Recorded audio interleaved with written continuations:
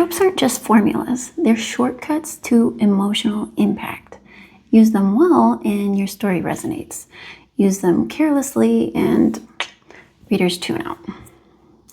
In this video, you'll learn how to write fantasy romance tropes with real emotional depth, making them resonate without falling into cliche. We'll break down some of the most beloved tropes in romantasy, like forbidden love and enemies to lovers, and show you exactly how to build them so readers truly care.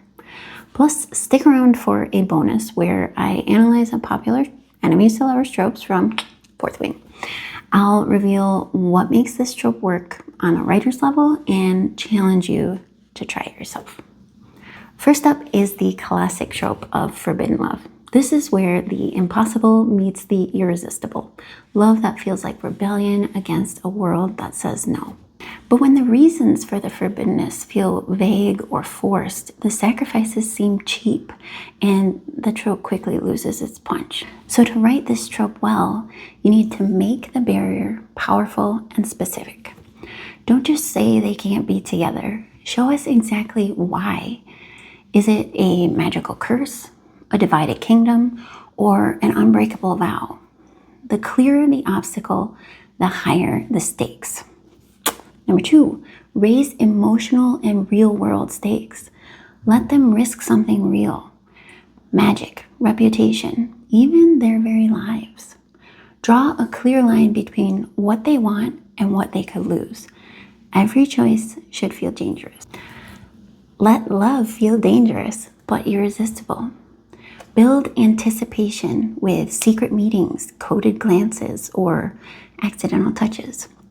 Each interaction should buzz with tension, making readers root for them despite all the risks. Then show the cost of choosing each other. Don't offer easy outs. If they pick love, what do they leave behind? Is it family, power, safety? Make the fallout real and readers feel the heartbreak, the sacrifice, and that hard-won joy that they love.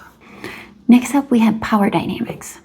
A power imbalance can ignite attraction, but when it's handled poorly, it risks feeling one-sided or even unhealthy. So without mutual respect and agency, tension drifts into discomfort or even abuse. So to get this trope right, show how the power imbalance drives that tension. Make us feel the weight of each interaction. Trust feels risky, desire is like surrender, and hidden vulnerabilities affect both characters. Center mutual respect and consent. Even with magical or political power divides, characters need agency and the space to truly say yes or no. Let both characters grow and challenge each other. Power should shift. Let the powerful learn humility and the powerless find their voice through pushing limits and beliefs. And then end with emotional or symbolic balance. By the end, neither feels diminished. They build a partnership where both voices and choices matter. Then there's the reluctant companions trope, which shines when friction and a slow burn are the things that fuel the chemistry. But if the conflict is shallow or cooperation feels effortless, the tension kind of fizzles out. So to write this trope well, use friction and banter to build the chemistry. You know it. Don't shy away from sharp dialogue and clashing priorities. Honest, funny tension makes their bond feel real. Let cooperation grow through shared struggles. Survival forces teamwork. Have them face danger, problem solve, and save one another, making partnership a necessity and then a choice. Show moments of unexpected vulnerability. Walls come down slowly, so slip in scenes of confiding past hurts or softening during crises to reveal their real selves. And then keep the partnership uneasy until the trust takes root. Avoid rushing friendship or romance. Let awkwardness, suspicion, or competition linger until trust is proven. Moving on to our next trope, we have enemies to lovers, which is beloved for a reason. When it's done well, it practically sizzles off the page. But this trope loses steam when conflict feels thin or the romance feels rushed. Without believable growth, it feels flat and dull. So to do this trope justice, start with real conflict that feels justified. Give each character a valid, sometimes noble reason to oppose the other, raising stakes and tension authentically. Let attraction build through respect or shared goals. Characters notice strengths beneath hostility, clever strategies, mercy, hidden wounds. This is planting seeds so that eventually, when the characters fall for each other, readers are squirming in anticipation. Use tension and banter to reveal chemistry. Channel the fire of their arguments, their stare-downs, or competitions into sharp, witty, or flirty dialogue. Use confrontation to peel away layers of pretense. Pace the emotional shift slowly. Moves from hate, understanding, trust, and then love. Make each step feel earned. Betrayals need apologies. Mistakes demand growth. So by the time they reach love, the audience needs to believe it. So don't rush it. Next up, fairy tale retellings. This popular trope charms readers by blending the known with a little twist. But fairy tale retellings can easily get stale if they're just copying plots without new stakes or emotional depth. To craft a standout retelling, keep the emotional heart of the original story. Don't just borrow plot points. Focus on what made the original matter emotionally, whether that's sacrifice, longing, redemption. Change setting, tone, or stakes in a surprising way.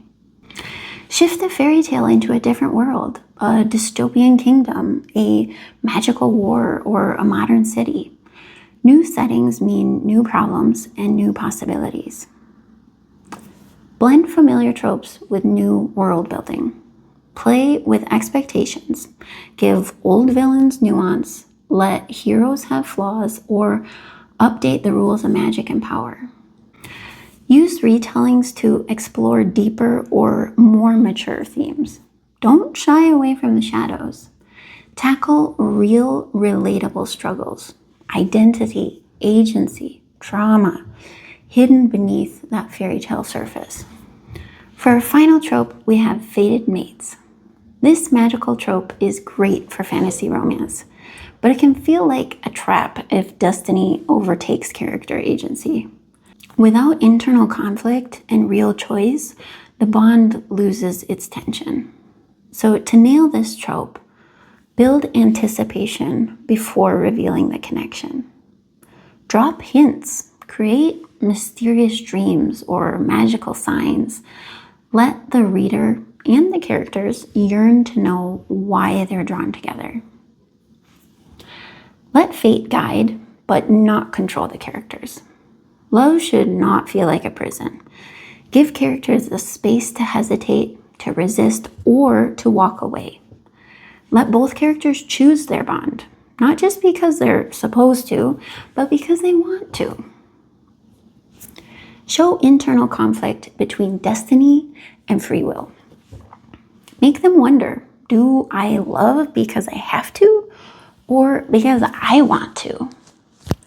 Let this question create delicious uncertainty and tension. And finally, use the bond to heighten emotional stakes. A magical connection should feel urgent, scary, exhilarating, and complicated. Lean into the ways this connection changes every decision, risk, and act of love. You just learned a lot with all these tropes. Let's give your brain a break with the promised bonus. We'll do a short analysis of enemies to lovers trope in the book Fourth Wing by Rebecca Yarros, so it's easier to practically apply all this advice.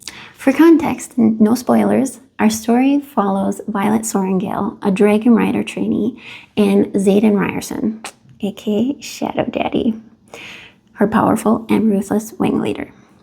Their relationship starts off tense, to say the least. They're enemies by circumstance and personal history with a lot of conflict and distrust. So what makes their romance actually work? The hostility feels real because it's rooted in their personal and political stakes. Xaden's harshness isn't just for drama. It reflects his loyalty, pain, and complex motivations. Their attraction grows gradually through shared danger, hidden vulnerabilities, and moments where they choose to trust despite the risks. The tension isn't just about enemies becoming lovers. It's about two strong characters learning to respect and challenge each other. Now it's your turn. Pick a story or a scene that you love with a romantic trope and analyze it like a writer. What makes the trope feel believable or meaningful? Where could emotional stakes be stronger? Does the romance grow naturally from character choices and conflicts? In the comments, share one story that you think does your favorite trope well, and give us some ideas for our next reads. Why does it work? And is there anything missing? Remember, every comment is a chance to help another writer. With these tools, you're ready to write fantasy romance tropes that resonate deeply instead of just checking boxes. But even the best ones can slip into cliche if you're not paying attention. If you want to avoid this, check out my next video. I'll show you how to break down the patterns that drag stories down and turn them into something unforgettable.